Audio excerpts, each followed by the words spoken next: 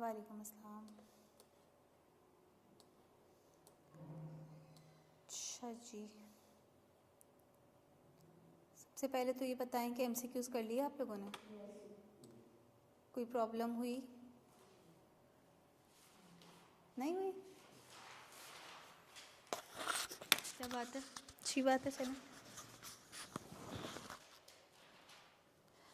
अच्छा, हमने last class में चैप्टर नंबर 2 स्टार्ट कर दिया था अपना, demand supply and market equilibrium, और इसके अंदर हमने डिमांड का कॉन्सेप्ट डिस्कस किया था। डायरेक्ट और डिराइव डिमांड के दरमियान क्या डिफरेंस है वो डिस्कस किया था हमने। देन हमने बात करी थी डिटर्मिनेंट्स ऑफ डिमांड पे, कौन कौन से फैक्टर्स हैं जो हमारी डिमांड को इफ़ेक्ट करते हैं। उसमें हमने प्राइस ऑफ द प्रोडक्ट कहा था कि सबसे की फैक्टर है और इसका डिमांड के साथ इन्वर्स रिलेशन है। देन हमने कहा था कंज्यूमर इनकम भी हमारी डिमांड को इफ़ेक्ट करती है, नॉर्मली पॉजिटिव इफ़ेक्ट है इसका, लेकिन अगर इन्फीरियर गुड होगा तो ये इन्वर्स रिलेशन बन जाएगा।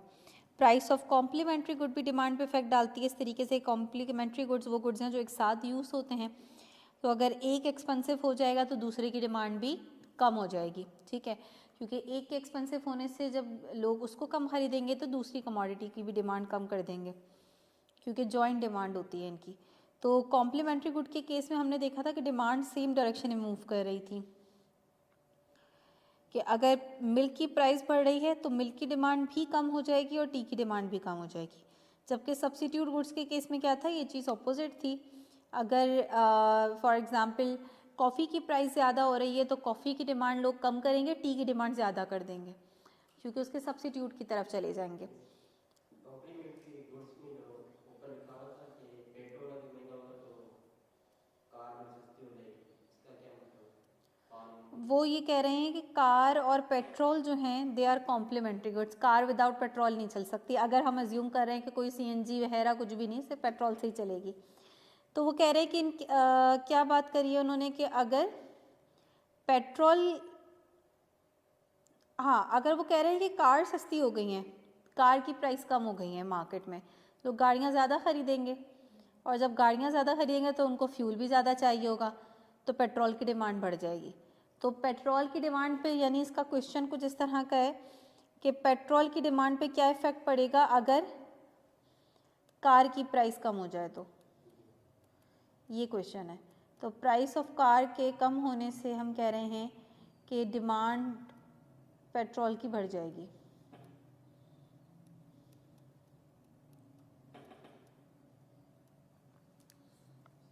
ये है, ठीक है। फिर हमने test, weather condition, advertisement, population, इन सब का इफेक्ट देखा था कि डिमांड पे क्या आता है। देन हमने लॉ ऑफ डिमांड पे बात करी थी कि लॉ ऑफ डिमांड हमें प्राइस और क्वांटिटी डिमांड का इन्वर्स रिलेशन एक्सप्लेन कर रहा होता है।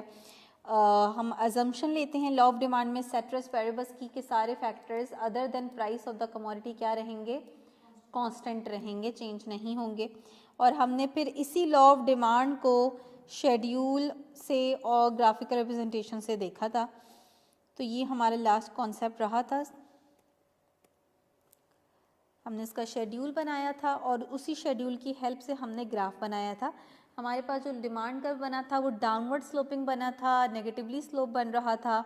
और इसकी रीज़न क्या है? इसकी रीज़न मेनली ये है कि प्राइस और डिमांड का आपस में क्या रिलेशन है, इनवर्स रिलेशन है। तो जब भी दो वेरिएबल्स का आपस में इनवर्स रिलेशन होता है तो जो उनका कर्व बनकर आता है वो डाउनवर्ड स्लोप बनकर आता है, ठीक है ना। चलें अब आगे बढ़ते हैं। अच्छा, ये जो स्लाइड है हमारी इसेंशियल्स और assumptions of law of demand, ये कोई आपकी कोई अलग से कोई स्लाइड नहीं है। अगर आप याद करें तो हमने लॉ ऑफ डिमांड में ही उस अजम्पशन की बात कर ली थी कि लॉ ऑफ डिमांड में जो एक आखिर में अजम्पशन लिखी हुई है सेट्रस पेरिबस की कि other factors will remain constant, तो ये वही बात हो रही है यहाँ पे। यहाँ पे आप बस ये देख रहे हैं कि इन्होंने हर फैक्टर के साथ अलग अलग से लिख ली है कि there is no change in income of consumer, there is no change in population size, there is no change in price of related goods. Related goods कौन से होते हैं? सब्स्टिट्यूट्स और कॉम्प्लीमेंट्स को हम रिलेटेड गुड्स भी कहते हैं। No change in taste, fashion, weather, यानी जितने भी अदर फैक्टर्स हैं उनमें कोई भी चेंज नहीं होना चाहिए। सिर्फ प्राइस का चेंज करके हम उसका इफेक्ट डिमांड पे देखेंगे, बाकी सारे फैक्टर्स को कांस्टेंट रखेंगे। चलें, अब एक कॉन्सेप्ट हमारे पास यहाँ पे आ जाता है कि why is the demand curve downward sloping, why is the demand curve downward sloping. अब यहाँ पे वो कह रहे हैं कि भाई दो रीजंस हैं जिसकी वजह से जो है वो demand downward slope demand curve बन रहा होता है। मेनली तो मैंने अभी आपको एक बात बताई थी ना कि डिमांड कर्व डाउनवर्ड स्लोप क्यों बनता है, क्योंकि इन्वर्स रिलेशन है प्राइस का क्वांटिटी डिमांड के साथ। तो मेन रीज़न तो यही है।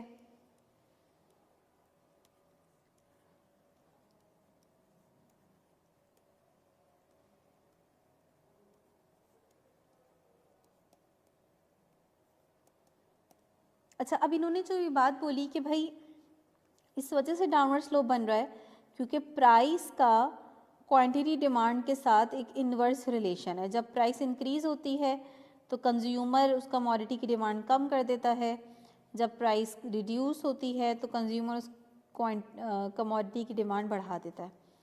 ये जो इन्वर्स रिलेशन है जो प्राइस का क्वांटिटी डिमांड पे आ रहा होता है, इसको हम कहते हैं प्राइस इफेक्ट।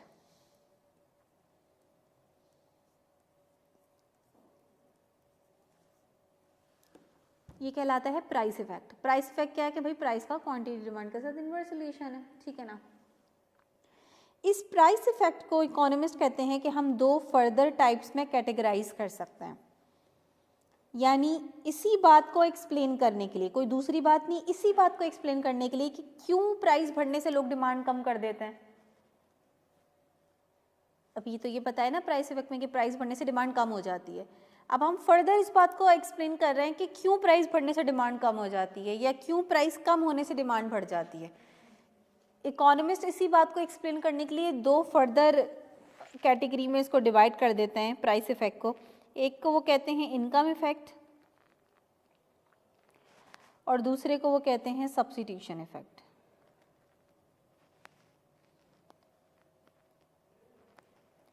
अच्छा, यहाँ एक कंफ्यूजन क्रिएट हो सकती है कि यहाँ इनकम की बात कहाँ से आ गई।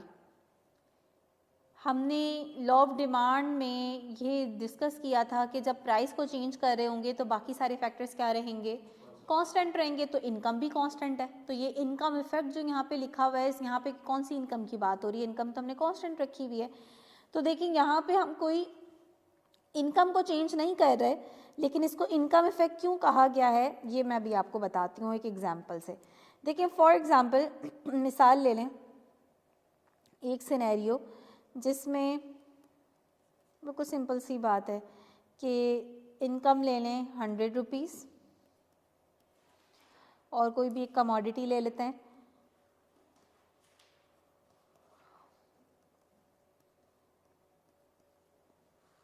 ठीक है। लेट्स से 10 रुपये का पेन है, पेन या पेंसिल जो भी है, 100 रुपये इनकम है। इस इनकम में रहते हुए मैं कितने पेन अफोर्ड कर सकती हूँ? 10 पेन्स अफोर्ड कर सकती हूँ, ठीक है।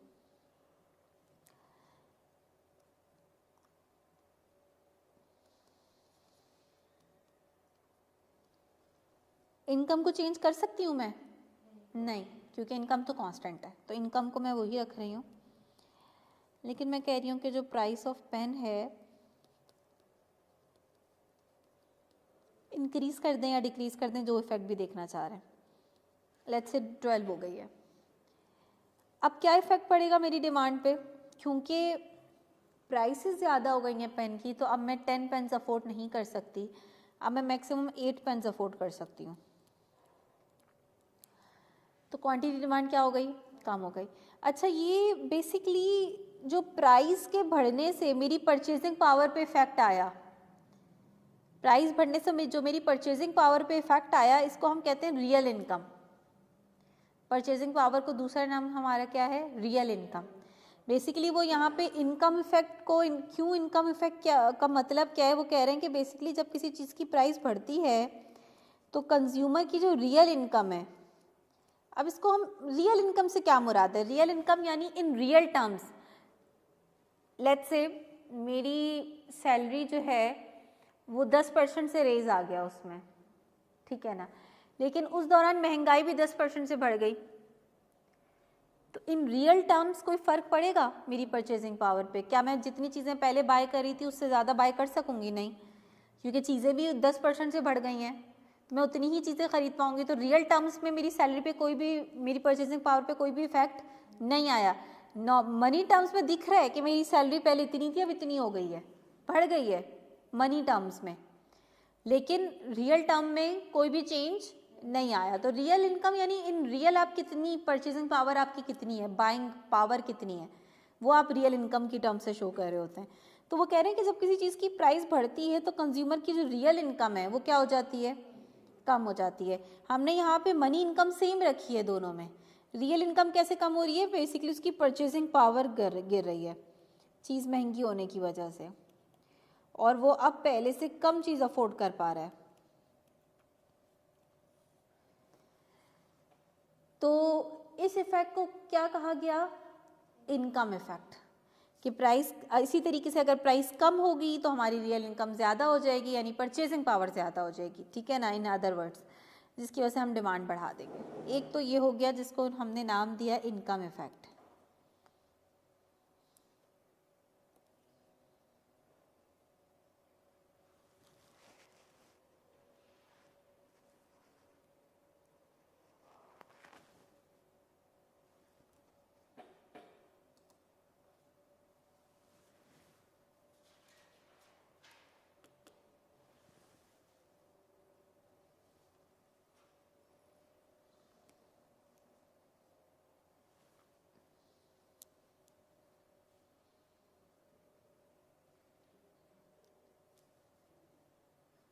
दूसरा आपका आ जाता है सब्स्टिट्यूशन इफेक्ट। सब्स्टिट्यूशन इफेक्ट नाम से ही काफ़ी इजी सा है, समझ में आ रहा है कि यानी एक रीज़न प्राइस का डिमांड के साथ इन्वर्स रिलेशन का क्या है, इनकम इफेक्ट है, कि भाई क्योंकि प्राइस चेंज होती है तो आपकी रियल इनकम पे इफेक्ट आता है, इस वजह से आप डिमांड जो है उसको चेंज कर देते हैं। दूसरा रीज़न है सब्स्टिट्यूशन इफेक्ट। कह रहे हैं कि प्राइस बढ़ने से लोग डिमांड इस वजह से भी कम कर देते हैं कि लोग उस कमोडिटी को किसी दूसरे से सब्स्टिट्यूट कर देते हैं।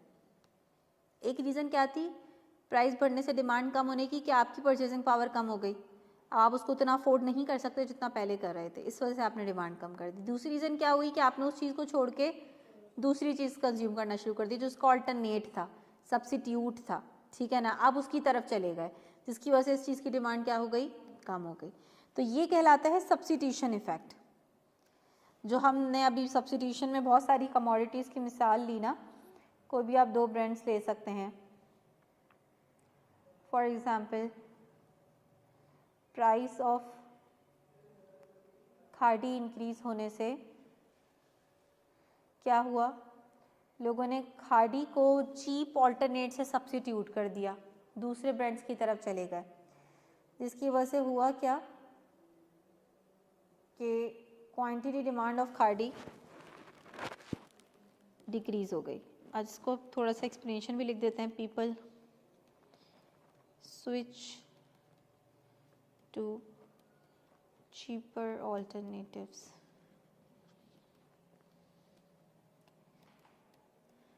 जैसे कि जलबरी, लोगों ने बोला भाई ये ब्रांड अफोर्डेबल है, खाड़ी तो दुपट्टा अलग, ट्राउज़र अलग और शर्ट अलग बेच रहा है, ठीक है ना, तो ये तो भाई औकात से बाहर जा रहा है, तो अब किसी चीप ऑल्टरनेट की तरफ जाना चाहिए।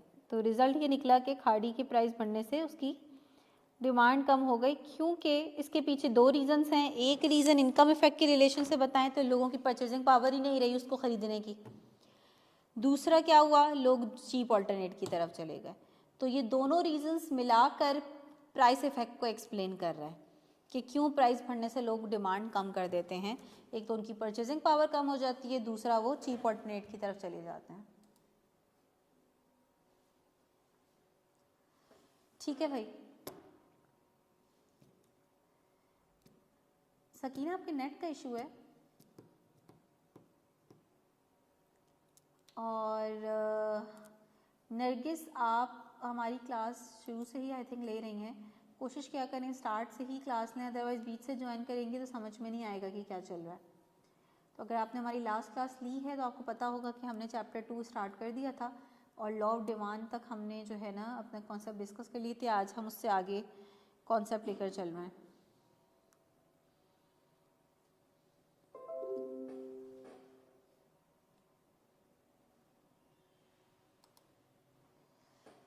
चलिए जी, ये क्लियर है। इस स्लाइड को थोड़ा सा रीड कर लें ताकि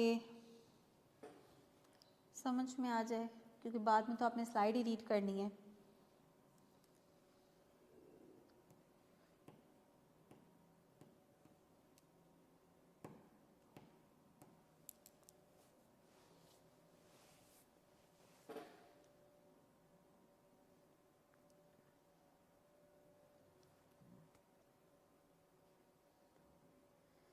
सही सही, इस तरह से तो लॉस होगा आपका। फिर चैप्टर 2 की रिकॉर्डिंग देखना बहुत ज़रूरी है, क्योंकि फिर हम आगे चैप्टर 2 ही लेकर चल रहे हैं। तो आप उसकी शुरू की रिकॉर्डिंग आपने नहीं ली हुई होगी तो आगे समझना मुश्किल हो जाएगा।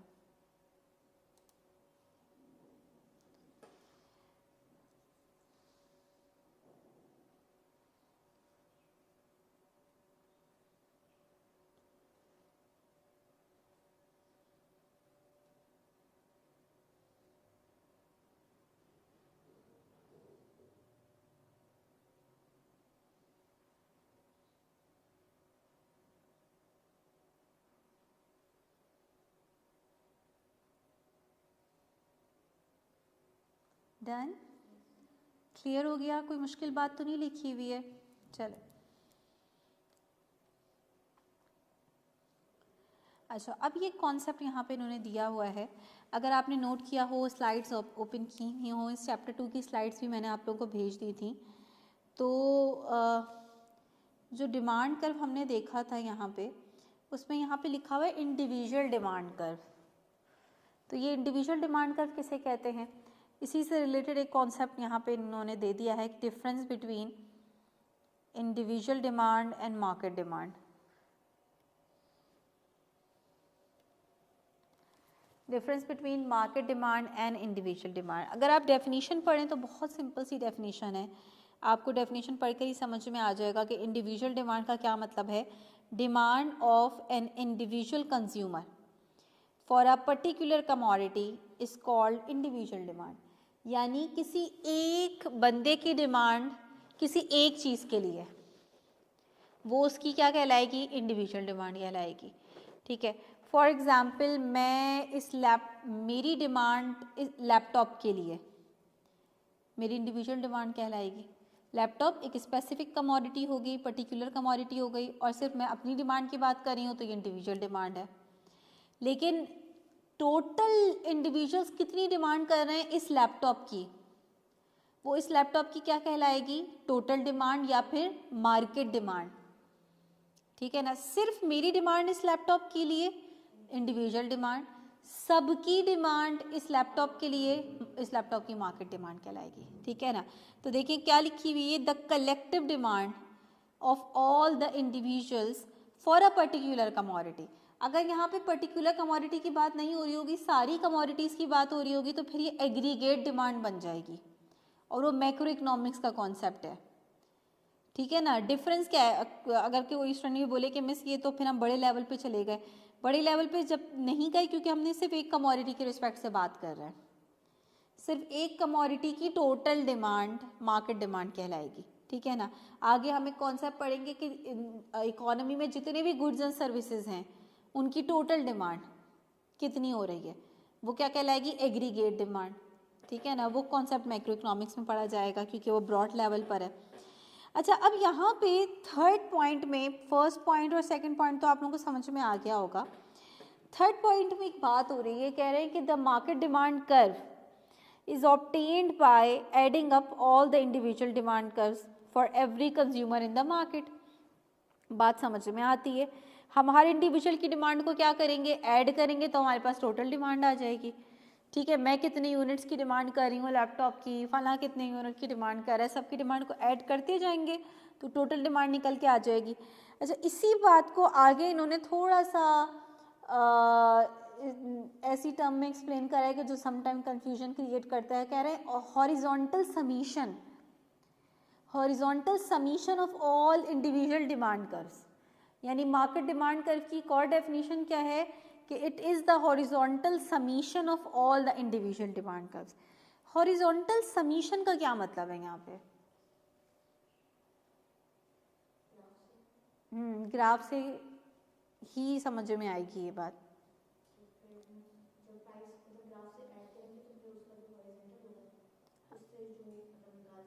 हॉरिजॉन्टल एक्सिस पे हमने क्या प्लॉट किया हुआ होता है?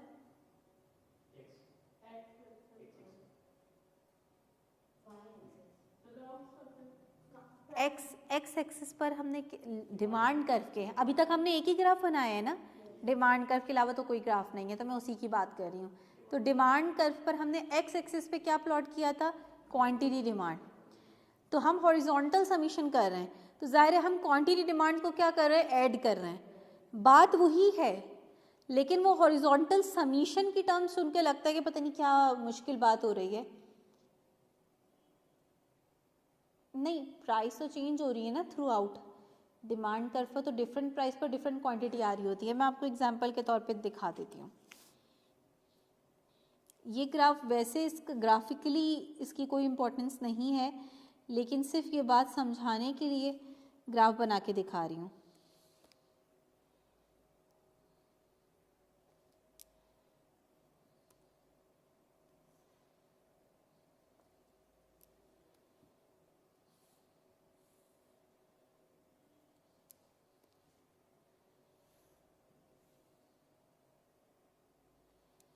ठीक है, लेट्स से कि ये दो इंडिविजुअल डिमांड कर्व्स हैं, एक इंडिविजुअल ए की डिमांड, इंडिविजुअल बी की डिमांड, और फिर इन दोनों की डिमांड को जब हम ऐड करेंगे तो ये क्या बन जाएगी? ज़ाहिर है हमें इतने सारे कंज्यूमर लेने की ज़रूरत नहीं है, दो से ही बात पूरी समझ में आ जाएगी। अच्छा, यहाँ हम लेते हैं प्राइस, तो इसकी भी प्राइस आएगा वाई एक्सिस पे, इसकी भी प्राइस आएगा और इसकी भी प्राइस आएगा।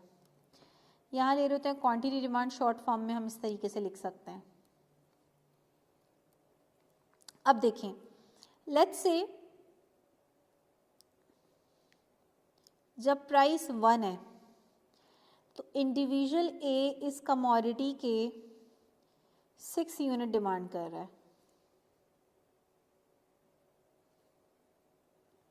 ठीक है, जब प्राइस 2 हुई तो इंडिविजुअल ए ने प्राइस बढ़ने से डिमांड कम हो जाती है ना। ठीक है, तो इंडिविजुअल ए ने अपनी डिमांड 6 से कम करके कितनी कर दी? 4 कर दी। और जब प्राइस 3 हुई तो इंडिविजुअल ए ने फर्दर अपनी डिमांड कम करके कितनी कर दी? 2 कर दी। ये पॉइंट जब हम ज्वाइन करेंगे तो हमारे पास कौन सा कर्व आएगा? डिमांड कर्व आएगा, लेकिन किसका? इंडिविजुअल ए का।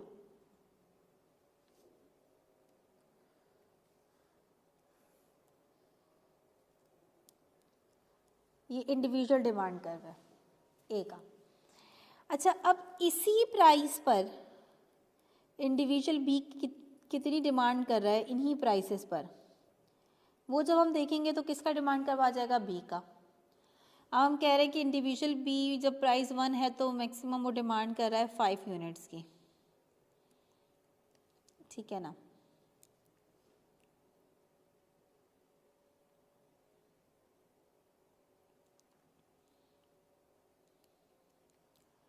जब 2 हुई तो उसने अपनी डिमांड कम करके 3 कर दी, जब 3 हुई तो उसने अपनी डिमांड कम करके 1 कर दी। हर किसी की अपना बिहेवियर है, ज़रूरी तो नहीं है कि जब प्राइस 1 है तो इंडिविजुअल ए अगर 6 यूनिट की डिमांड कर रहा है तो बी भी 6 यूनिट की डिमांड करेगा, ये ज़रूरी तो नहीं है। हर इंडिविजुअल की अपनी प्रेफरेंसेस हैं। ये डिमांड कर्व किसका आ गया? बी का आ गया। अब हमने क्या करना है? हॉरिजॉन्टल समीशन, कि अगर मैंने ये पता करना है कि भाई जब प्राइस 1 है इस कमोडिटी की तो टोटल डिमांड कितनी हो रही है इसकी, तो ये कैसे पता करेंगे? हम बोलेंगे जब प्राइस 1 है तो इंडिविजुअल ए डिमांड कर रहा है 6 यूनिट की, इंडिविजुअल बी डिमांड कर रहा है 5 यूनिट की, तो ये हमने हॉरिजॉन्टल समीशन करा, तो ये कितना हो गया? 11 हो गया। तो पहले तो मैं यहाँ पे ले लूँ 3, 6, 9, 12, ठीक है ना।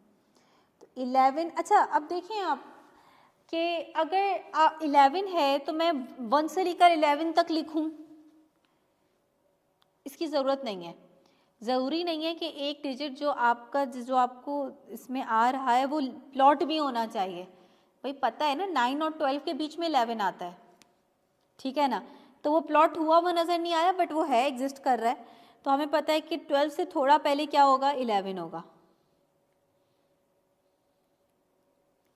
सही है। जब प्राइस 2 है तो टोटल डिमांड कितनी हो रही है, हमने ऐड करा 3 + 4 7, अगेन 6 है पर 7 नहीं है, तो 6 से आगे 7 होगा, तो हमने एक अंदाजे से इसको ले लिया। जब प्राइस 3 हुई तो डिमांड कितनी हो गई, 3 यूनिट्स की ही डिमांड हो गई, 2 + 1, 3 प्लॉट हुआ है हमारे पास।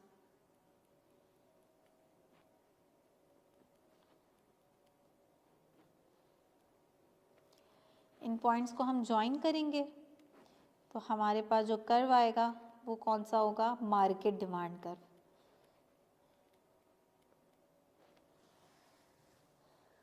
A + B की डिमांड को ऐड करके निकलाएंगे। कैसे बनाया है market demand curve, bye horizontal summation of all individual demand curves. बात समझ में आ रही है। अगर आप लोग इसको प्लॉट करना चाहें तो आप प्लॉट कर सकते हैं, पर कोशिश कीजिएगा कि या तो रोटेट कर लें थोड़ा सा अपने रजिस्टर को इस तरह से कि ये एक ही रॉ में आएगी आपके। अगर 2 ऊपर बना के एक नीचे बना रहे हैं तो उसका मकसद ही गया। ये बिल्कुल इसी तरीके से आप देख रहे हैं प्राइस 1 की लाइन में ही जो है ना वो इंडिविजुअल बी की भी प्राइस 1 की वो है और मार्केट डिमांड की भी, तो ये इसी तरीके से नज़र आएगा कि ये इस तरह से इसकी जो है ना कॉन्सेप्ट है। तो बता दें मुझे, अगर आप अभी बनाना चाहते हैं तो मैं टाइम दे देती हूँ, और अगर आप लोग बाद में बनाना चाहेंगे तो फिर आगे बढ़ जाएंगे हम बाद में। चल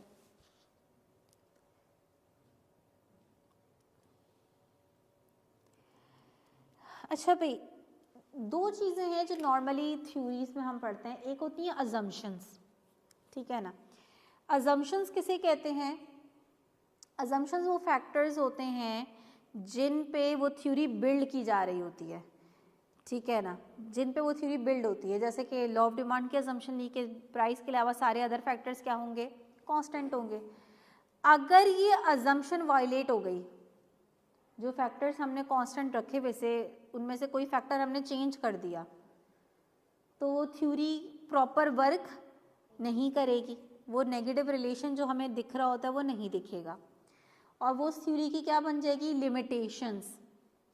लिमिटेशंस और एक्सेप्शंस कहते हैं कि अगर तो अजम्पशन वायलेट हो रही है या वो सारी सिचुएशंस जिसमें वो थ्योरी वर्क ना करे, वो सारी सिचुएशंस सिनेरियोज जिसमें थ्योरी प्रॉपर वर्क ना कर सके और वो रिलेशन ना आए जो थ्योरी बता रही होती है, थ्योरी फेल हो गई, यानी उसको हम उस थ्योरी की क्या कहते हैं, लिमिटेशंस। कि भाई थ्योरी काम करती है, अगर ये ना हो, अगर ये हो जाएगा तो थ्योरी काम नहीं करेगी, फेल हो गई। तो यही क्योंकि ह्यूमन लॉ है, ह्यूमन लॉज में लाजमी है एक्सेप्शंस पाई जाती हैं, लिमिटेशंस होती हैं। तो इसी तरीके से लॉ ऑफ डिमांड की कुछ लिमिटेशंस यहाँ पे इन्होंने डिस्कस करी हैं, कुछ केसेस जिसमें लॉ ऑफ डिमांड एप्लीकेबल नहीं होता, अप्लाई नहीं होता। सबसे पहला केस इन्होंने यहाँ पे क्या लिखा है, बेसिक नेसेसिटीज़ ऑफ लाइफ। कह रहे हैं जो बेसिक नेसेसिटीज़ है ना भैया हमारी, उन पे लॉ ऑफ डिमांड अप्लाई नहीं होता। क्यों? कह रहे हैं भाई जो डेली हम फूड आइटम्स में जैसे कि आटा हो गया, चावल हो गए, चीनी हो गई, ठीक है, इन सब चीज़ों की डिमांड हम प्राइस को देखते हुए नहीं कर रहे होते, इर्रेस्पेक्टिव ऑफ प्राइस करते हैं। भाई एक हफ्ते में एक घर में जो है ना वो 5 kg जो है ना वो फ्लावर आता है, ठीक है ना। तो अब लेट्स से फ्लावर की प्राइस जो है ना वो बढ़ गई, महंगा हो गया आटा, तो क्या होगा, वो 4 किलो आटा लाना शुरू कर देंगे? नहीं, क्योंकि भाई फूड आइटम है ना, ये तो ज़रूरी है।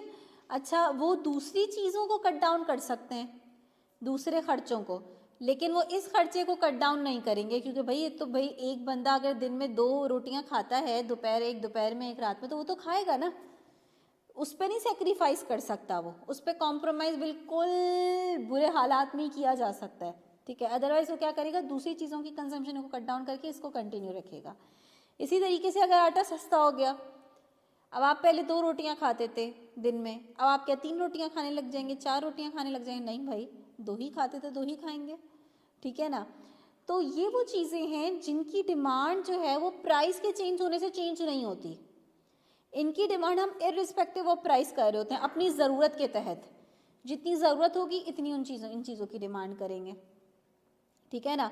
भाई अगर ये चीज़ें महंगी हो गई, आप ग्रॉसरी करने जा रहे हो, आपको लग रहा है यार पहले तो इतनी सस्ती आ जाती थी, अब तो जो है ना 25-30 हज़ार की ग्रॉसरी आ रही है, तो जो आप एक्स्ट्रा चीज़ें थोड़ा लाया करते थे ना ग्रॉसरी में, ठीक है, एक्स्ट्रा चीज़ें भी आती है ना कुछ थोड़ी सी, वो क्या हो जाएंगी, कम होना स्टार्ट हो जाएंगी। भाई ये नहीं लेंगे पर आटा तो लेना ही है ना, चावल तो लेना ही है, चीनी तो लेनी ही है, पत्ती तो लेनी ही है, ठीक है ना। तो ये वो चीज़ें तो लेनी ही लेनी है, ठीक है ना। तो इनकी डिमांड को जो है ना आप कॉम्प्रोमाइज़ नहीं करेंगे, तो बेसिक नेसेसिटीज़ के ऊपर लॉ ऑफ डिमांड एप्लीकेबल नहीं होता। अच्छा जी, उसके बाद आपके पास एक दूसरी एक्सेप्शन लिखी हुई है, उसको उन्होंने लिखा है यूज़ एज कन्फर डिस्टिंक्शन।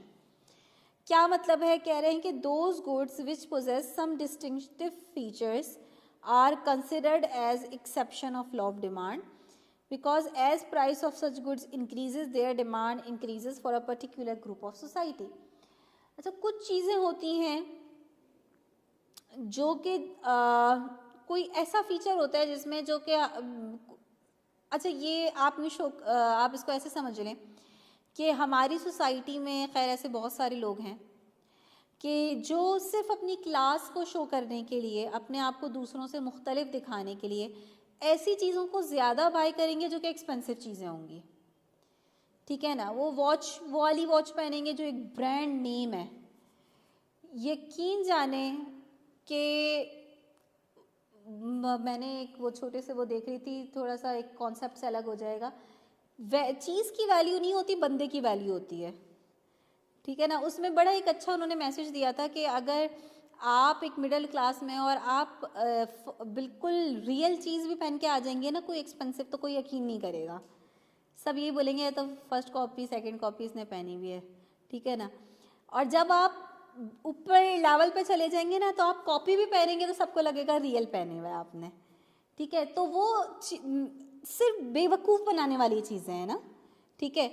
यानी आप एक चीज़ जिसकी इतनी प्राइस डिज़र्व ही नहीं करती, उसको कोई वर्थ ही नहीं है उसकी, लेकिन वो चीज़ इतनी एक्सपेंसिव और लोग उसको बाय कर रहे हैं, क्यों? क्योंकि अब उसने एक नाम क्रिएट कर दिया है ना, एक ब्रांड।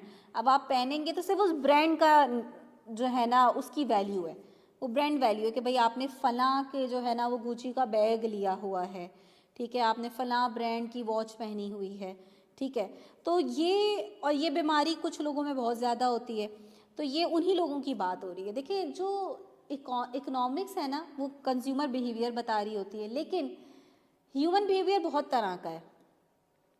जो थ्योरी जब आपको कोई बिहेवियर बताती है वो एक जनरल बिहेवियर बताती है कि जनरल बिहेवियर लोगों का क्या है कि भाई लोग प्राइस बढ़ने से डिमांड क्या कर देते हैं, कम कर देते हैं। अब ये कुछ लोग उनमें ऐसे आ गए जो उस चीज़ को ज़्यादा प्रेफर करेंगे जो एक्सपेंसिव होगी, ठीक है ना। तो उन्होंने ये उस थ्योरी से क्या हो गए हैं, अलग हो गए हैं। इन पे ये लॉ ऑफ डिमांड अप्लाई नहीं होता। हो सकता है ये सस्ती चीज़ खरीदें ही नहीं, क्यों भाई, फलां बोलेगा कि वहाँ से खरीदिए, मतलब क्या इज्जत क्या रह जाएगी, ठीक है ना। तो ये वाली बात है, तो इन पे लॉ ऑफ डिमांड अप्लाई नहीं होता, और अनफॉर्चुनेटली हमारी सोसाइटी में से बहुत सारे लोग हैं जो इसमें आ जाते हैं। अच्छा, थर्ड फैक्टर बड़ा आसान है, ये मैं चाहूँगी कि आप लोग रीड करें और मुझे समझाएं। ये अजम्पशन में था ना, इसको हमने कांस्टेंट रखा हुआ था, लेकिन अगर ये कांस्टेंट नहीं होती तो फिर थ्योरी वर्क नहीं कर पाएगी।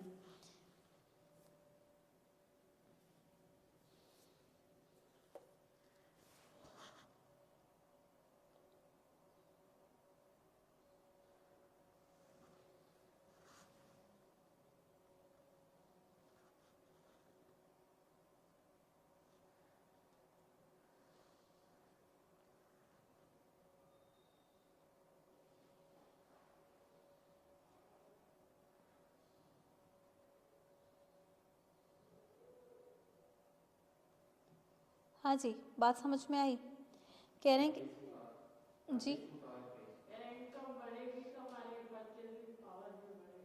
हाँ, वैसे नॉर्मली प्राइस बढ़ने से ऐसा नहीं होता कि डिमांड भी बढ़े, लेकिन अगर आपकी प्राइस एक चीज़ महंगी हुई लेकिन आपकी इनकम भी बढ़ गई तो अब आप अफोर्ड कर सकते हैं उसको, तो आप उस चीज़ की डिमांड कम करने के बाद ज़्यादा कर देंगे, ठीक है ना।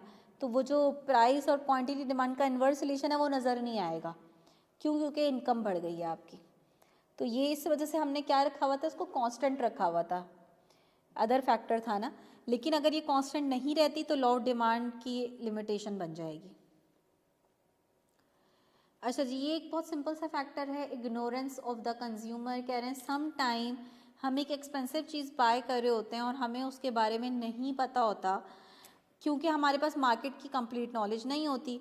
होता है ना, कभी कभार आपको कोई बताता है कि यार ये चीज़ तो फला जगह से सस्ती मिल रही है इसी क्वालिटी की, तो आपको पता चलता है अच्छा मुझे तो पता ही नहीं था, ठीक है ना। मैं सब्ज़ी यहाँ से खरीदना, कोई बताता है कि भाई सब्ज़ी मंडी से जाके एक साथ सब्ज़ी खरीद लो, इतनी सस्ती मिलेगी, आधे प्राइस पे मिल जाएगी, ठीक है ना। हालांकि उसमें कुछ और फैक्टर्स भी आ जाते हैं जैसे कि ट्रांसपोर्टेशन कॉस्ट, तो एज एन इकोनॉमिस्ट आप हर फैक्टर को देखते हुए चल रहे होते हैं, लेकिन एक एग्जाम्पल है कि अच्छा मुझे तो नहीं पता था यहाँ जो चीज़ जो है वो 100 रुपये किलो है, वो वहाँ पे 50 रुपये किलो से भी कम मिल रही है, ठीक है ना। तो बहुत ज़्यादा फ़र्क है। सब्जी मंडी गए कभी? हाँ हाँ, तो सब्जी मंडी में जो है, अब तो वो भी मुझे लग रहा है समझदार हो गए, उन्होंने भी थोड़ा फ़र्क कम कर दिया है, लेकिन एक टाइम था कि सब्जी मंडी में और यहाँ आप लोग के उधर जो सब्जी वाले खड़े हुए होते हैं उनकी प्राइसेस में बहुत ज़्यादा फ़र्क था, बहुत ज़्यादा, ठीक है। तो अब बहुत सारे लोगों को नॉलेज नहीं होती। इसी तरीके से और भी बहुत सारी चीज़ें होती हैं, कोई सब्स्टिट्यूट होते हैं, आप एक चीज़ खरीद रहे हो, दूसरा बंदा बताता है कि यार ये चीज़ तो फालतू में तुम इतनी महंगी खरीद रहे हो, यहाँ से वहाँ से खरीद लो, तो इसी क्वालिटी की सस्ती मिल जाएगी। तो बहुत दफ़ा ऐसा होता है कि क्योंकि हमारे पास मार्केट की कंप्लीट नॉलेज नहीं होती, मैं आपसे पूछूं कि अच्छा मार्केट में कौन कौन से सोप अवेलेबल है, तो आपको सिर्फ उनका नाम पता होगा जिनकी एडवर्टाइजमेंट आ रही होती है। मार्केट में पता नहीं कौन कौन सोप बना रहे हैं, आपको सबके नाम तो नहीं पता, ना आपने सबकी क्वालिटी चेक करी हुई है, ठीक है ना उनकी प्राइसेस को आपस में कंपेयर किया हुआ है, तो आपके पास कंप्लीट नॉलेज नहीं है मार्केट की, जिसकी वजह से हो सकता है कि आप एक ऐसी चीज़ खरीद रहे हो जो कि एक्सपेंसिव हो, और आप बॉदर ही नहीं कर रहे अपने आप को कि भाई सोचें कि मैं ऐसी यही चीज़ सस्ती में मुझे मिल सकती है कहीं से या नहीं मिल सकती है, आप उसी को बाय करते चले जा रहे हैं। तो ये आपकी क्या है, इग्नोरेंस है, ठीक है ना, कि आपको कंप्लीट नॉलेज नहीं है एक चीज़ की। तो ऐसा भी होता है कि इन सिचुएशन में भी लॉ ऑफ डिमांड अप्लाई नहीं हो रहा कि कंज्यूमर एक महंगी चीज़ खरीद रहा है क्योंकि उसके पास नॉलेज ही नहीं है। फिर आ जाती हैं कुछ अनसर्टेन कंडीशंस।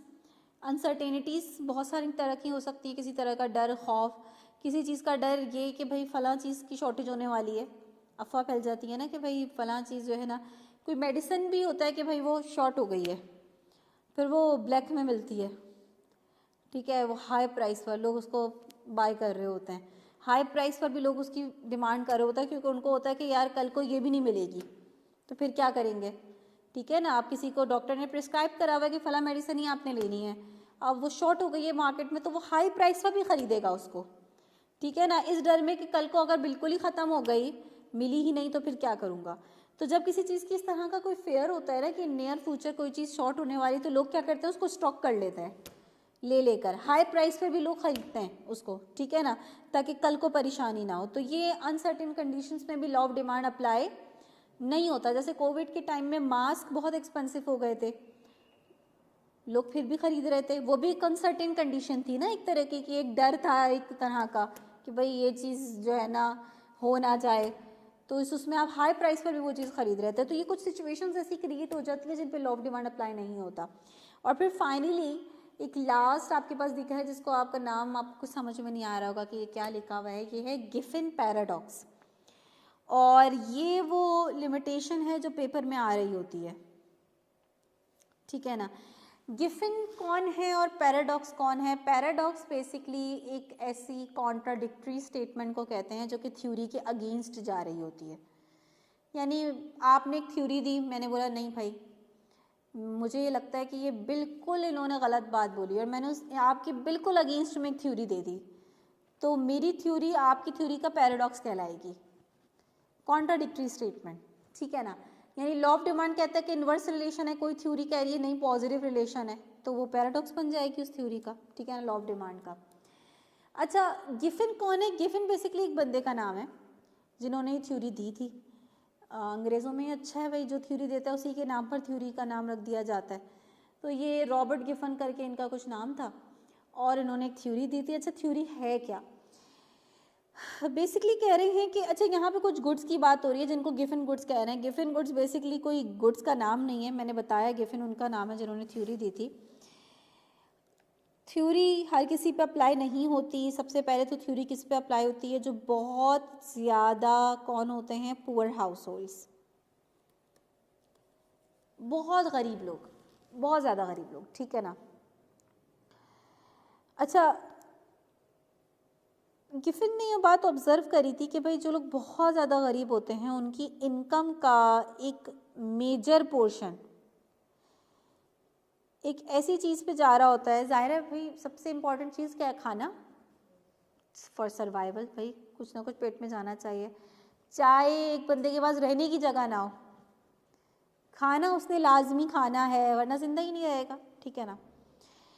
तो आप इसको मिसाल ऐसे ले लें कि जो मज़दूर वगैरह काम अक्सर करने आ रहे होते हैं, बड़े गरीब हैं, वो अब आप अक्सर उनमें देखें कि वो जो खाना खा रहे होते हैं वो बहुत ही जो सबसे सस्ती चीज़ होती है ना उसको प्रेफर करेंगे।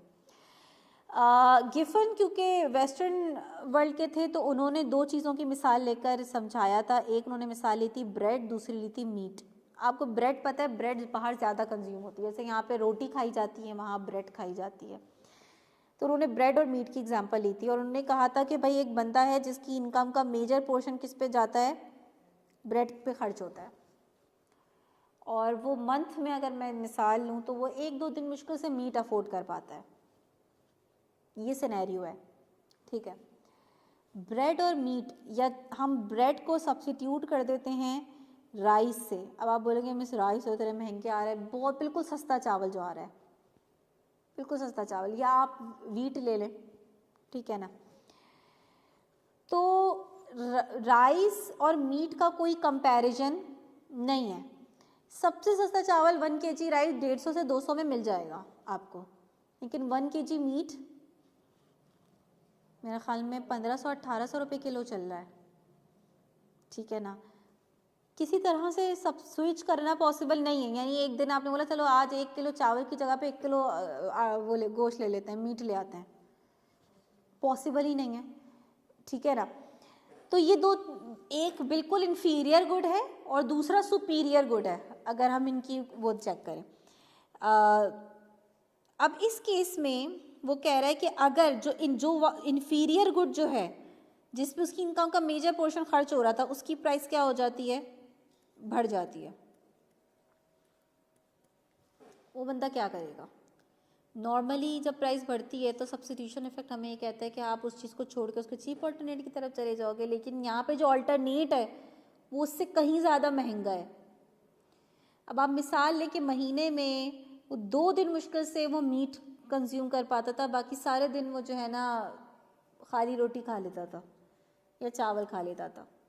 अब वो जो रोटी चावल है जो उसका सबसे इन्फीरियर गुड था, वही उसकी प्राइस थोड़ी सी बढ़ गई है, 20 रुपये पर केजी या 30 रुपये पर केजी बढ़ गई है। क्या करेगा? रोटी चावल छोड़ के गोश्त खाने लग जाएगा। फिर बेसिकली करेगा क्या वो कि जो चीज़ एक्सपेंसिव हुई है उसी की डिमांड बढ़ा देगा। कैसे? अब वो ये तो नहीं कर सकता कि वो जो 2 दिन मीट खाता था वो बोलेगा कि भाई एक अब राइस एक्सपेंसिव हो गए हैं तो आप 2 दिन राइस कम करके अब 4 दिन मीट खाएंगे। ऐसा नहीं कर सकता। मजबूरन क्या करेगा वो कि वो जो 2 दिन खाया करता था ना मीट, उसको भी क्या कर देगा? 1 दिन पे ले आएगा। उस 1 दिन में किसकी कंजम्पशन करेगा? राइस की या ब्रेड की। अच्छा, ऐसा क्यों हो रहा है? क्योंकि उसकी जो इनकम थी ना वो अब शॉर्ट पड़ गई है। राइस की प्राइस बढ़ने से उसकी इनकम क्या पड़ गई है? शॉर्ट। वो पहले वाले कंजम्पशन पैटर्न को फॉलो नहीं कर सकता। पहले वो 28 दिन राइस और 2 दिन मीट खा रहा था, अब राइस की प्राइस बढ़ गई है। अब ये पॉसिबल नहीं है कि उसी कंजम्पशन पैटर्न को सेम रखा जाए। तो अब क्या हो गया है? उसके पैसे कम पड़ गए, परचेजिंग पावर कम हो गई है उसकी, अब उसको कुछ ना कुछ करना है ना, चेंजेस लानी है। चेंजेस दो ही तरह से आ सकती हैं, या तो मीट की कंजम्पशन बढ़ा दे, राइस की कम कर दे, या राइस की बढ़ा दे, मीट की कम कर दे। पहला वाला जो ऑप्शन है वो पॉसिबल नहीं है उसके लिए, तो वो किस ऑप्शन पे जाएगा, दूसरे वाले पे, कि वो मीट 2 दिन जो खाया करता था बोल रहे यार एक ही दिन खा लूँगा, क्योंकि अब राइस को अफोर्ड करना ही मुश्किल हो गया है ना, मीट तो खैर बहुत दूर की बात है। तो ये हमेशा जब मैं ये बात पढ़ाती हूँ, हमेशा मैं एक बात यही बोलती हूँ कि ये वो थ्योरी है जो अगर किसी ऐसे बंदे को बिठा के मैं बताऊँ तो उसको समझाने की ज़रूरत नहीं है, वो फेस कर रहा है, ठीक है ना। आपको समझाने की ज़रूरत पड़ रही है, अब आप घर जाके शुक्राने के नफिल पढ़िएगा, क्योंकि आप ये चीज़ फेस नहीं कर रहे हो, ठीक है। पहले के मुकाबले में अब दालें और सब्जियां इतनी महंगी हो गई हैं कि जिस घर में पहले कभी कभार चिकन वगैरह अफोर्ड हो पाती थी, बन पाती थी, अब वो नहीं बन पा रही। क्यों? क्योंकि दालें और सब्जियां ही इतनी महंगी आ जाती हैं कि उसके बाद पैसे ही नहीं बचते लोगों के पास कि वो चिकन और मीट अफोर्ड कर सकें। तो ये वो चीज़ है जो एक कॉमन, अब तो लोअर मिडिल क्लास भी जो है वो फेस कर रहे हैं, ठीक है ना। पहले सब्जी लेने जाओ तो वो कितनी सारे एक चीज़ के साथ वो आप हरा धनिया पुदीना लो, उसके साथ हरी मिर्ची भी डाल देंगे, ये भी डाल देंगे। अब तो ये वाली बात है, चीज़ें बहुत चेंज हो गई हैं। तो बेसिकली गिफन गुड्स उन इन्फीरियर गुड्स को कहा जा रहा है जिनकी प्राइस बढ़ने से लोग उनकी डिमांड कम करने के बजाय उल्टा क्या कर रहे हैं, ज़्यादा करना है। रीज़न क्या है कि उसके जो ऑल्टरनेट पे जो दूसरा गुड है उसको स्विच करना उस पर पॉसिबल नहीं है, क्योंकि वो बहुत महंगा है, ठीक है ना। तो यहाँ पे आपको दिख रहा है कि जो रिलेशन है वो क्या बन गया है, नेगेटिव और पॉजिटिव। डिमांड बढ़ रही है, प्राइस भी बढ़ रही है और डिमांड भी बढ़ रही है, डायरेक्ट रिलेशन बन गया है, पॉजिटिव रिलेशन बन गया है। इसका अगर मैं डिमांड कर बनाऊंगी गिवन गुड का तो डाउनवर्ड स्लोपिंग बनेगा क्या, फिर कैसा बनेगा?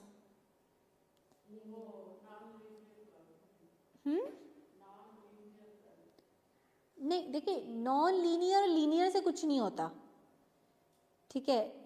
ये स्लोप यानी पॉजिटिव स्लोप बनेगा या नेगेटिव स्लोप बनेगा, नॉन लीनियर एक अलग कहानी है। अपवर्ड स्लोप बन जाएगा ना, पॉजिटिवली स्लोप बन जाएगा जब दो वेरिएबल्स का आपस में डायरेक्ट रिलेशन होता है। देखें सिंपल सी बात इस तरह से समझें, ये डाउनवर्ड स्लोप है, इसमें आप 2 पॉइंट्स लें। पहले पॉइंट पे आपको फॉर एग्जांपल आपने यहाँ पे y लिया हुआ है, यहाँ x लिया हुआ है, x1 और y1 की क्या आ रहा है।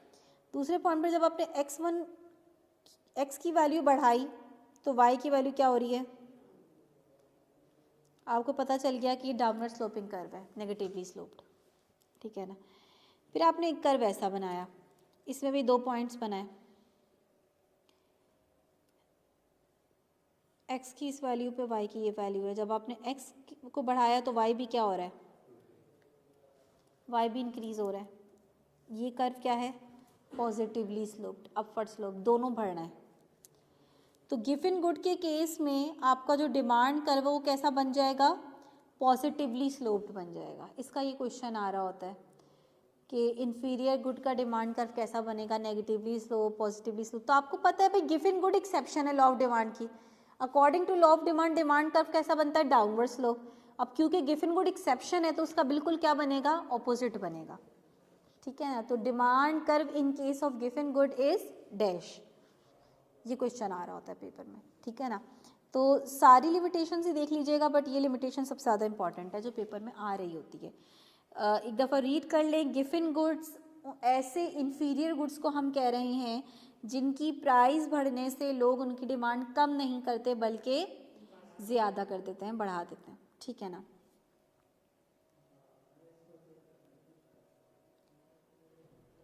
ये तो हम बाद में डिस्कस करेंगे, इतना इम्पोर्टेंट कॉन्सेप्ट नहीं है। अच्छा, एक बहुत इंपॉर्टेंट कॉन्सेप्ट मैं चाहूँगी कि अभी हमारे पास टाइम है उसको हम डिस्कस कर लें। और ये एक स्टेप हम आगे जा रहे हैं डिमांड ग्राफ के अंदर। अभी तक हमने एक सिंपल ग्राफ देखा था जिसमें हम सिर्फ मूवमेंट देख रहे थे। मूवमेंट बात समझ में आती है आप लोगों को?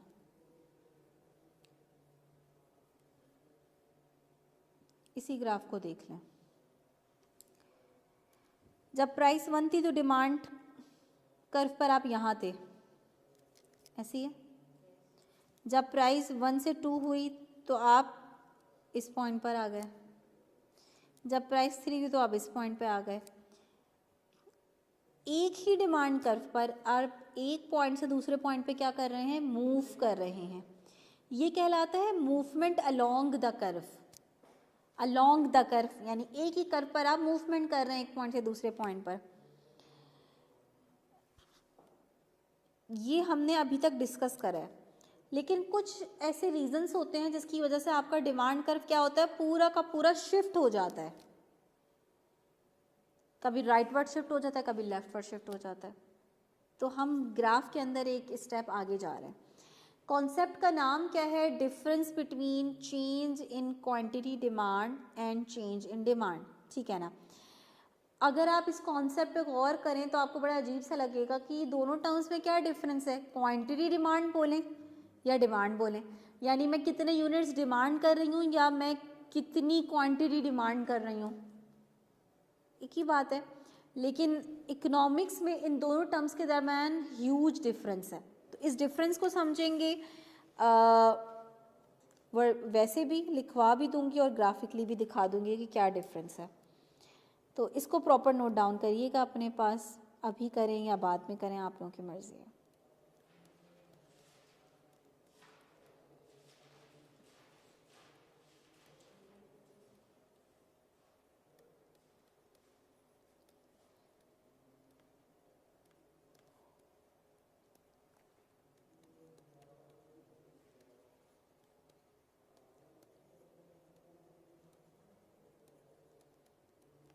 तो सबसे पहले हम समझेंगे चेंज इन क्वांटिटी डिमांड किसे कहते हैं।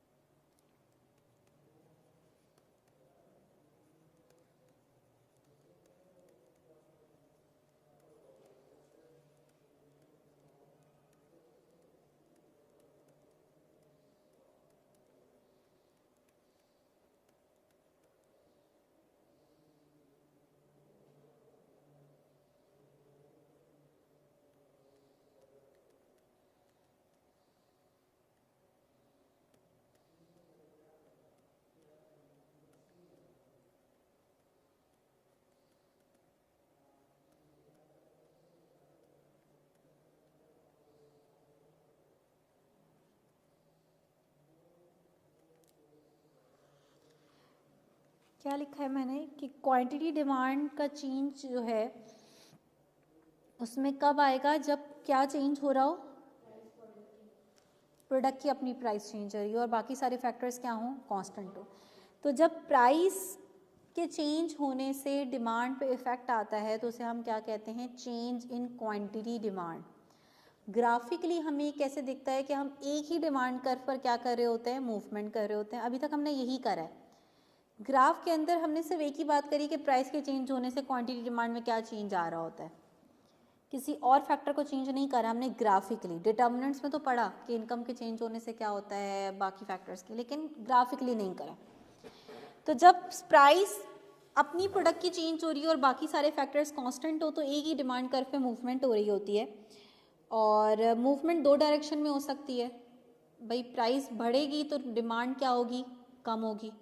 प्राइस कम होगी तो डिमांड क्या होगी, बढ़ेगी। ठीक है ना, दोनों डायरेक्शन में। आप चाहें तो एक ही ग्राफ पे ये दिखा सकते हैं, चाहें तो दो सेपरेट ग्राफ बना सकते हैं इसके। ये बनाया हुआ ग्राफ है हमारा, सिर्फ मैं एक दफ़ा और इसको कॉन्सेप्ट के अंदर बना रही हूँ।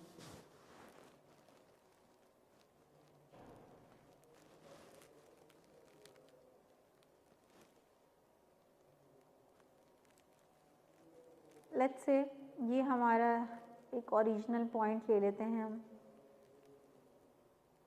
और यहाँ पे मैं नंबर्स नहीं ले रही, मैं यहाँ पे सिंपल लिख रही हूँ P1 और Q1। अब ये P1 और Q1 क्या है, अगर मैं P1 से ऊपर की तरफ जाऊंगी तो प्राइस क्या हो रही होगी, बढ़ रही होगी, नीचे की तरफ जाऊंगी तो प्राइस कम हो रही होगी। P1 क्या है, इनिशियल पॉइंट। लेट्स से मैं कह रही हूँ कि प्राइस बढ़ जाती है, P1 से P2 हो जाती है, तो क्वांटिटी डिमांड क्या हो जाएगी,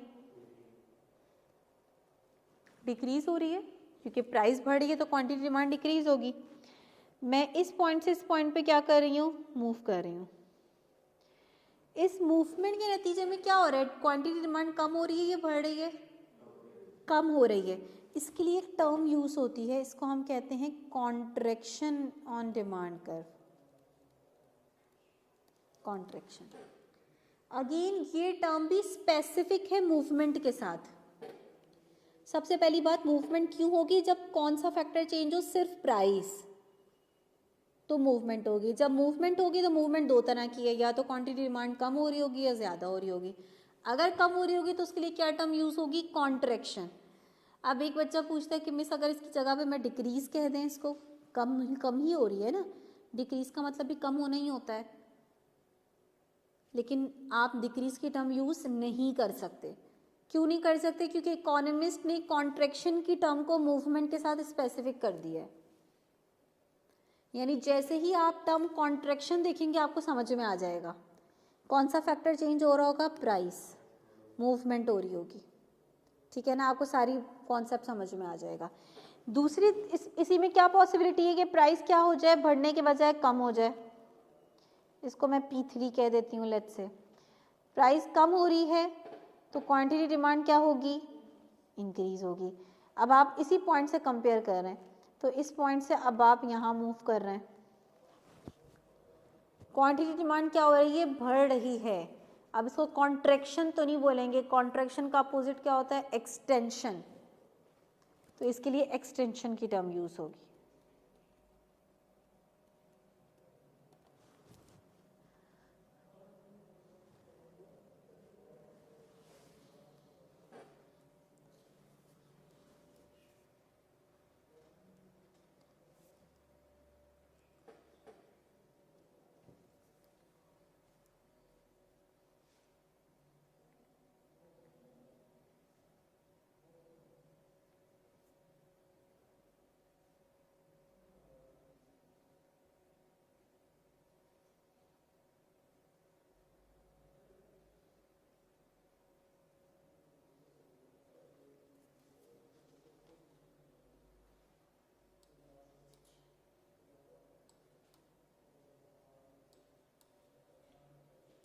सही है भाई। अच्छा, ये तो वो कॉन्सेप्ट है और ग्राफ है जो कि कोई नया नहीं है। हम लॉ ऑफ डिमांड कर्व जो हमने बनाया था लॉ ऑफ डिमांड के अकॉर्डिंग, वो ऐसे ही बनाया था। डिफरेंट प्राइसेस पर डिफरेंट क्वांटिटी डिमांड हो रही थी, मूवमेंट कर रहे थे। अब आ जाते दूसरे कॉन्सेप्ट पर कि चेंज इन डिमांड किसे कहते हैं।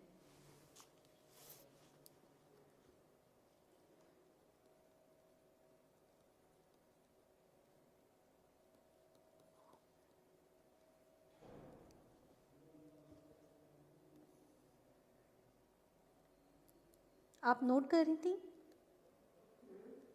आपने नोट कर लिया जी।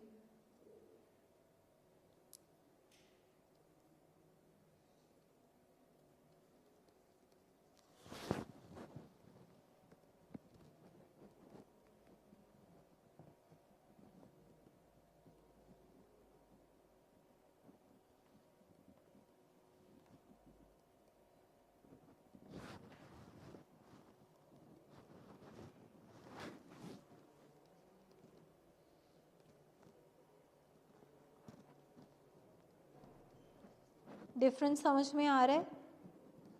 देखें, चेंज इन क्वांटिटी डिमांड में हमने क्या कहा था कि क्वांटिटी डिमांड का चेंज हम कब बोलेंगे, जब प्राइस चेंज हो रही हो, बाकी सारे फैक्टर्स कांस्टेंट हो। यहाँ हम क्या कह रहे हैं कि प्राइस कांस्टेंट रहेगी। It occurs due to change in factors other than price of the commodity. यानी कमोडिटी की अपनी प्राइस के अलावा अगर कोई भी दूसरा फैक्टर चेंज होता है उसकी वजह से डिमांड पे इफेक्ट आता है तो उसे हम क्या बोलेंगे, चेंज इन डिमांड। जब प्राइस चेंज होने की वजह से, अपनी प्राइस चेंज होने की वजह से कमोडिटी की डिमांड पे इफेक्ट आ रहा है तो उसे क्या बोल रहे हैं, चेंज इन क्वांटिटी डिमांड। जब किसी अदर फैक्टर की वजह से चेंज आ रहा है तो उसे हम बोल रहे हैं चेंज इन डिमांड। अब ग्राफिकली आपको डिमांड कर्व में क्या दिखेगा, इस वजह से कि आपका पूरा का पूरा डिमांड कर्व शिफ्ट हो रहा होगा, और क्यों होगा शिफ्ट ये अभी हम समझेंगे।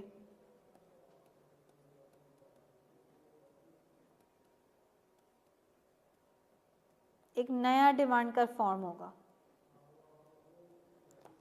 It refers to the shifting of the whole demand curve, ठीक है ना। अब ये शिफ्टिंग क्यों होगी इसको समझते हैं। लेट्स से मैं एक प्रॉपर एग्जांपल लेकर आपके बात समझाती हूँ। हम इनिशियली टी की एग्जांपल ले रहे थे, टी की मार्केट की बात कर रहे थे, उसी को ही हम आगे लेकर चलते हैं। तो मैं यहाँ पे प्लॉट कर लेती हूँ प्राइस ऑफ टी और यहाँ ले लेती हूँ क्वांटिटी डिमांड ऑफ टी।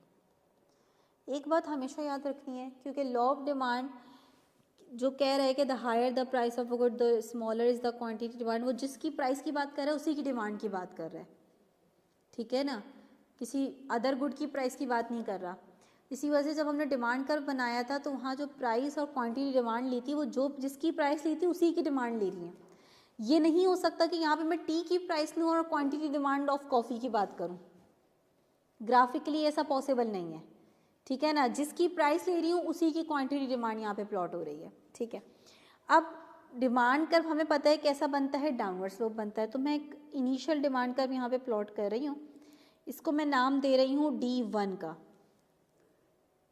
क्यों? क्योंकि ये शिफ्ट होने वाला है, तो जब शिफ्ट होगा तो हमें पता चलेगा कि ये पहला डिमांड कर्व था और अब दूसरा डिमांड कर्व यहाँ आ गया है, ठीक है ना। कोई भी एक पॉइंट ले लेते हैं, लेट्स से मैं कह रही हूँ कि ये प्राइस है, वैसे तो डिफरेंट प्राइस पर डिफरेंट क्वांटिटी डिमांड आ रही होती है। मैं एक पॉइंट दिखा देती हूँ कि भाई इस प्राइस पर कंज्यूमर टी की इतनी क्वांटिटी डिमांड कर रहा है, ठीक है ना। इसको हमने P1 Q1 बोल दिया। अब क्या होता है, चेंज इन डिमांड में क्या बोला था, अपनी प्राइस तो चेंज नहीं होगी। अगर टी की अपनी प्राइस चेंज हो गई तब तो मूवमेंट हो रही होगी, ठीक है ना। कोई अदर फैक्टर चेंज होगा। अब अदर फैक्टर में कुछ भी हो सकता है, इनकम हो सकती है, सब्स्टिट्यूट की प्राइस होती है, कॉम्प्लीमेंट्री की प्राइस होती है। लेट्स से मैं कहती हूँ कि भाई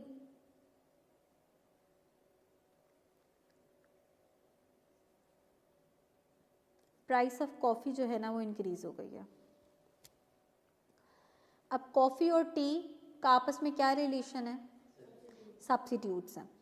तो जब कॉफ़ी एक्सपेंसिव होगी तो लोग क्या करेंगे, टी की तरफ चले जाएंगे। क्या टी की अपनी प्राइस चेंज हुई है? नहीं भाई, वो तो उतनी ही है, लेकिन क्योंकि उसका सब्स्टिट्यूट रिलेटिवली एक्सपेंसिव हो गया है अब, इसलिए वजह से लोग अब किसको ज़्यादा प्रेफर कर रहे हैं, टी को ज़्यादा प्रेफर कर रहे हैं सेम प्राइस पर। तो मैंने ग्राफ में दिखाना है कि सेम प्राइस पर, सेम P1 पर लोग अब Q1 क्वांटिटी डिमांड नहीं कर रहे बल्कि Q1 से ज़्यादा क्वांटिटी डिमांड कर रहे हैं। कैसे दिखाऊंगी, अगर मैं प्राइस को चेंज मुझे नहीं करना तो ये प्राइस लाइन क्या रहनी चाहिए, सेम रहनी चाहिए। इसी प्राइस लाइन से मैं आगे आऊँगी, मैं कहीं ना ऊपर जा सकती हूँ ना नीचे। अगर मैं P1 से ऊपर गई तो प्राइस बढ़ती हुई दिखेगी, नीचे गई तो कम होती हुई दिखेगी। तो इसी प्राइस लाइन पे मैं आगे गई और मैंने कहा कि अब जो है ना कंज्यूमर इसी P1 पर इतनी क्वांटिटी डिमांड कर रहे हैं क्योंकि सब्स्टिट्यूट एक्सपेंसिव हो गया। ये जो पॉइंट है क्या ये D1 कर्व पर आ रहा है? यानी यहाँ पे एक आपका न्यू डिमांड कर्व बनेगा।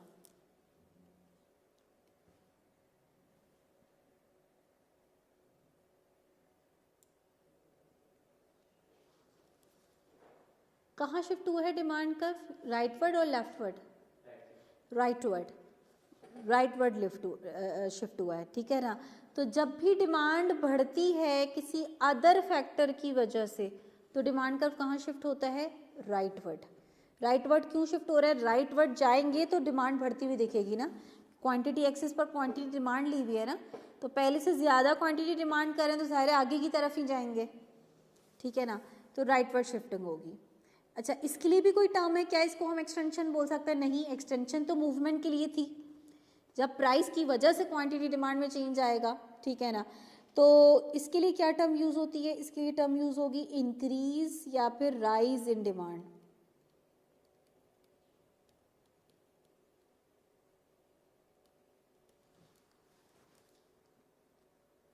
ठीक है, डिमांड कर्व कहाँ शिफ्ट हो रहा है?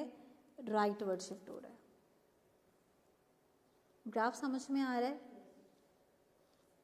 तो ऐसा पॉसिबल ही नहीं है कि कोई अदर फैक्टर चेंज हो और डिमांड कर्व में मूवमेंट हो रही हो, क्योंकि जब मूवमेंट होती है तो दोनों फैक्टर चेंज हो रहे होते हैं, कौन से? प्राइस भी और क्वांटिटी डिमांड भी। लेकिन जब हमने कह दिया कि भाई प्राइस नहीं चेंज होगी, कोई अदर फैक्टर चेंज होगा। अच्छा, इसको समटाइम्स स्टूडेंट्स कंफ्यूज हो रहे हैं, ये भी तो प्राइस ही है। तो हम इसको कैटेगराइज जब कर रहे होते हैं ना, तो हम बोलते हैं कि ये एक प्राइस फैक्टर है और दूसरा नॉन प्राइस फैक्टर्स हैं। नॉन प्राइस फैक्टर्स में सारे फैक्टर्स आ जाते हैं अदर देन कमोडिटी की अपनी प्राइस, यानी यहाँ पे प्राइस ऑफ कॉम्प्लीमेंट्री गुड भी आएगा और प्राइस ऑफ सब्स्टिट्यूट गुड भी आएगा। इसको भी हम क्या बोलेंगे? Non price factor. तो इसमें कोई कंफ्यूज नहीं होइएगा कि हम मैंने नॉन प्राइस फैक्टर बोला और साथ ही साथ फैक्टर ले लिया प्राइस ऑफ कॉफ़ी, ठीक है ना। इसमें सारे नॉन प्राइस फैक्टर आ जाएंगे, इनकम वगैरह, population, taste etcetera. Price of coffee की प्राइस कम हो जाए बिल्कुल, और टी की वही सेम रहे, टी की प्राइस सेम रहे, सेम रहे। ठीक है। कॉफ़ी सस्ती हो गई है तो अब क्या है, लोग कॉफ़ी की तरफ ज़्यादा जाएंगे और टी की डिमांड क्या हो जाएगी? कम हो जाएगी। तो आपका डिमांड का फिर लेफ्टवर्ड शिफ्ट होगा। Q1 की तरफ जाया करेंगे। Q1 से पीछे की तरफ आ जाओगे ना आप। अब आप यहाँ कहीं आ जाओगे, वो अभी हम एक दूसरे ग्राफ में बना लेंगे ना। ये तो हमने एक केस करा है ना राइटवर्ड शिफ्टिंग का, लेफ्टवर्ड शिफ्टिंग का भी एक ग्राफ होगा। अच्छा, अब ये जो बात कर रहे हैं, आप चाहें तो यही फैक्टर ले सकती हैं, इसी फैक्टर को ही डिक्रीज के टर्म में देख लें। इसमें आपने कॉफ़ी की प्राइस को बढ़ाया है, अब कॉफ़ी की प्राइस को क्या कर दें? कम कर दें। आप और भी कोई दूसरा फैक्टर देख सकते हैं, यानी आप बेहतर है कि आप क्या करें कि एक आप कॉलम बनाएं अपने पास, जिसमें आप लिखें कि इंक्रीज इन डिमांड के कौन कौन से फैक्टर्स हो सकते हैं। ऊपर जो मैंने फैक्टर लिखा वो क्या था? Increase in price of substitute good. अगर सब्स्टिट्यूट की प्राइस बढ़ेगी तो लोग उसको कम खरीदेंगे, दूसरे की डिमांड ज़्यादा हो जाएगी। इसी तरीके से और क्या फैक्टर हो सकता है अगर इनकम बढ़ जाए? अदर फैक्टर है ना ये भी। टेस्ट, एक चीज़ आपकी पहले टेस्ट डेवलप नहीं था, अब डेवलप हो गया। पॉपुलेशन बढ़ गई, ठीक है ना। तो ये सारे फैक्टर्स किस डायरेक्शन में जाएंगे कि डिमांड बढ़ेगी? अदर फैक्टर्स की बात हो रही है।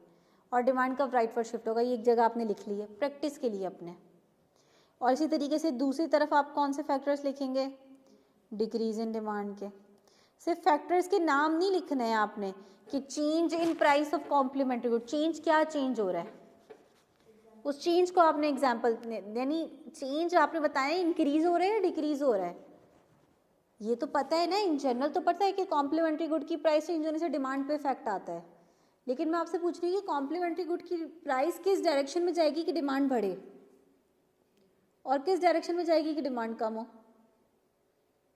तो इससे क्या होगा, थोड़ा सा आप सोचेंगे एग्जाम्पल अपने जहन में कि भाई मैं अब कॉम्प्लीमेंट्री गुड की प्राइस को अगर बढ़ाऊंगा तो डिमांड कम होगी या ज़्यादा होगी, ठीक है ना।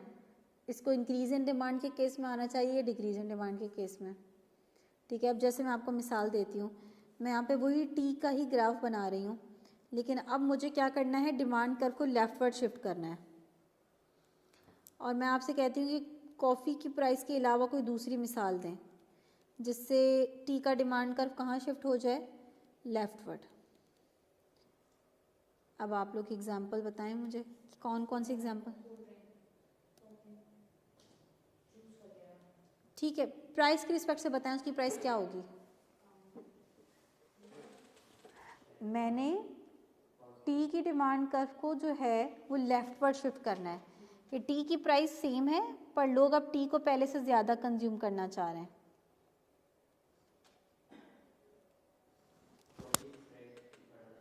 या तो आप वो तो बढ़ा दी थी, कॉफ़ी तो महंगी होगी तो लोग कॉफ़ी कम खरीदेंगे, टी ज़्यादा खरीदेंगे, वही टी राइटवर्ड डिमांड का राइटवर्ड शिफ्ट हो जाएगा। मुझे राइटवर्ड शिफ्ट नहीं करना, मुझे कहाँ शिफ्ट करना है, लेफ्टवर्ड शिफ्ट करना है। और क्या हो सकता है, टी का कॉम्प्लीमेंट्री क्या है, जो टी के साथ इस्तेमाल होने वाली चीज़ें, चाय बनाते हुए चाय, मिल्क है। मिल्क की प्राइस को बढ़ाऊं या कम करूं, अगर मुझे टी की डिमांड को कम करना है तो बढ़ाना होगा। अगर मिल्क एक्सपेंसिव होगा तो लोग टी की डिमांड भी क्या कर देंगे, कम कर देंगे, टी की सेम प्राइस पर भी। तो यहाँ पे फैक्टर क्या लिया जाएगा, ये मैं कह रही हूँ कि ये सोचना है आपने। अब आपने यहाँ लिखा increase in price of milk, इससे क्या इफेक्ट आ रहा है, टी की डिमांड कम हो रही है। सेम प्राइस पर, अब आप पहले आगे की तरफ गए थे ना ऊपर वाले ग्राफ में, क्योंकि डिमांड को ज़्यादा हो रही थी, अब डिमांड क्या हो रही है, कम हो रही है। सेम प्राइस पर डिमांड कम हो रही है, तो अब आप पीछे की तरफ आएंगे। पहले Q2 आगे आ रहा था, अब Q2 पीछे आ रहा है। अब जो पॉइंट आ रहा है वो वहाँ पे जब आप डिमांड कर्व बनाएंगे तो आप देखेंगे कि डिमांड कर्व कहाँ शिफ्ट हो रहा है हमारा, लेफ्टवर्ड।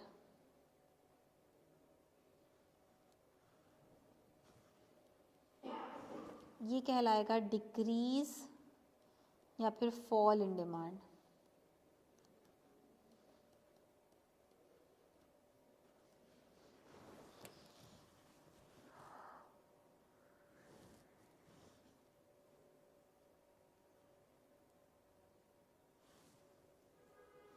कोई भी कंफ्यूजन हो रही है उसको लाजमी पूछेगा। किसी भी तरह का जहन में कोई भी सवाल आ रहा है, चाहे आपको लग रहा है कि ये तो बड़ा बेवकूफ़ाना सवाल हो जाएगा, अब ये पूछूं मैं, आप पूछें।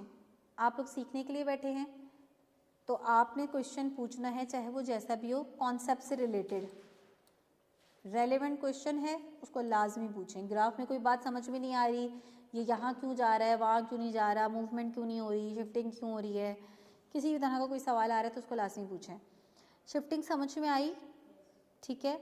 शिफ्टिंग कब हो रही है, जब यहाँ पे जो फैक्टर प्लॉट हुआ हुआ है वो उसको हमने क्या रख कर दिया है, कांस्टेंट।